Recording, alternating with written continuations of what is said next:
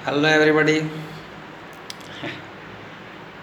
मैं ठीक से हूँ और आशा करता हूँ आप लोग भी बहुत अच्छे होंगे।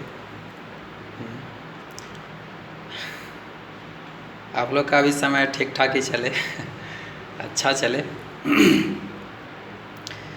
तो आज मैं एक टॉपिक लेकर गया हूँ जो कि इकोनॉमिक्स से जुड़ा हुआ है, बैंकिंग सेक्टर से जुड़ा हुआ ये टॉपिक।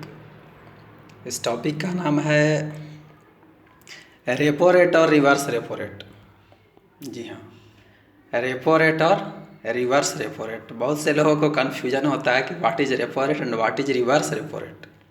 जी हाँ, तो जिस तरह से हमारे साथ होता है उसी तरह से हमारे देश की इकोनॉमी को हैंडल करने वाले जो बैंक हैं और इन बैंकों को गाइड करने वाला जो आरबीआई है, ठीक है, बिल्कुल वही सिचुएशन वही कंडीशन इन लोगों के साथ भी होता है। जैसे मान लीजिए अगर हमें कोई बड़ा काम करना है और हमारे पास उसके लिए इनफ कैपिटल नहीं है, यानी कि पर्याप्त मात्रा में पूंजी नहीं है, पर्याप्त मात्रा में धन नहीं है, तो उस स्थिति में उस सिचुएशन में हम क्या करते हैं कि किसी दूसरे व्यक्ति से, चाहे वो हमारा रिलेटिव हो, चाहे हम किसी संस्था से, ठीक है, चाहे बैंक से ही, क्या करते हैं, लोन लेते हैं, कर्ज लेते हैं, ठीक है। तो उस लोन और कर्ज के बदले में हमें उस व्यक्ति को, चाहे उस संस्थान को, कुछ दर के अनुसार, कुछ रेट के अनुसार हमें ब्याज देना होता है, ठीक है। तो ठीक उसी तरह से जब बैंक्स के पास कैपिटल की स्कार्सिटी हो जाती है, यानी उन्हें जब लगता है कि वे अपने संस्था को स्मूथली रन नहीं कर पा रहे हैं, अपने सर्विस को सही ढंग से प्रोवाइड नहीं कर पा रहे कस्टमर्स को, ठीक है, तो इस स्थिति में वे क्या करते हैं, आरबीआई से लोन लेते हैं, आरबीआई से कर्ज लेते हैं, ठीक है। और जिस तरह से हम जिससे कर्ज लेते हैं तो ब्याज हमें देना पड़ता है, उसी तरह से जब ये बैंक आरबीआई से कर्ज लेते हैं तो इन्हें भी आरबीआई को, ठीक है, जो भी करेंट रेट हो उसके अनुसार से इन्हें भी आरबीआई को ब्याज देना होता है, ठीक है। तो जब ये बैंक आरबीआई से कर्ज लेते हैं उस जब ये बैंक आरबीआई से कर्ज लेते हैं और उस कर्ज के बदले में इन्हें आरबीआई को ब्याज देना होता है, तो इसे हम कहते हैं रेपो रेट। ओके।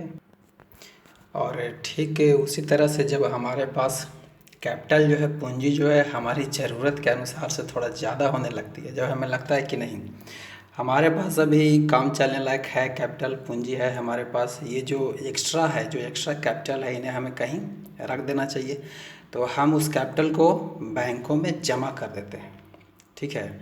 अपनी पूंजी को बैंक में जमा कर देते हैं और जो पूंजी, जो कैपिटल अपना हम बैंक में जमा करते हैं तो उसके एवज में, उसके बदले में, ठीक है, या उस पूंजी पर, उस कैपिटल पर बैंक जो है, ठीक है, हमें कुछ रेट के अनुसार, ठीक है, जो भी रेट मतलब यहाँ पे आरबीआई के द्वारा फिक्स किया जाता है उसके अनुसार बैंक हमें क्या करती है, हमारी पूंजी के ऊपर ब्याज देती है, इंटरेस्ट देती है, ठीक है। ठीक उसी तरह से जब बैंक्स को लगता है कि उनके पास भी अभी एनफ कैपिटल है, पूंजी है, ठीक है, और कुछ एक्स्ट्रा जो है उसे वे क्या करना चाहते हैं, स्टोर करना चाहते हैं, तो अपने कुछ एक्स्ट्रा पूंजी को, ठीक है, अपने कुछ कैपिटल को वे आरबीआई के पास जमा कर देते हैं और उस जमा किए गए कैपिटल के ऊपर आरबीआई बैंकों को भी इंटरेस्ट देती है। तो इसे हम कहते हैं रिवर्स रेपो रेट।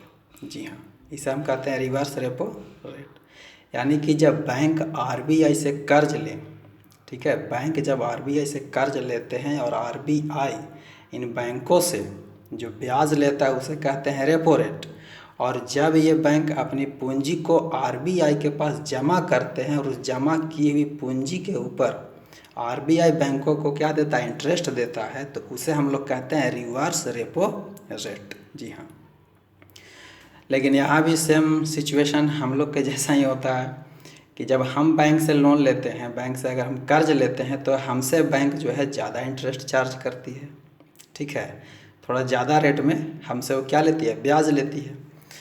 लेकिन वही जब हम अपने कैपिटल को बैंक के पास जमा करते हैं तो जमा किए गए कैपिटल पर बैंक जो है हमें कम रेट पर ब्याज प्रोवाइड करता है। ठीक है, बैंक जो है, अब बैंक क्या, स्त्रीलिंग पुल्लिंग बहुत कन्फ्यूजन है हिंदी में।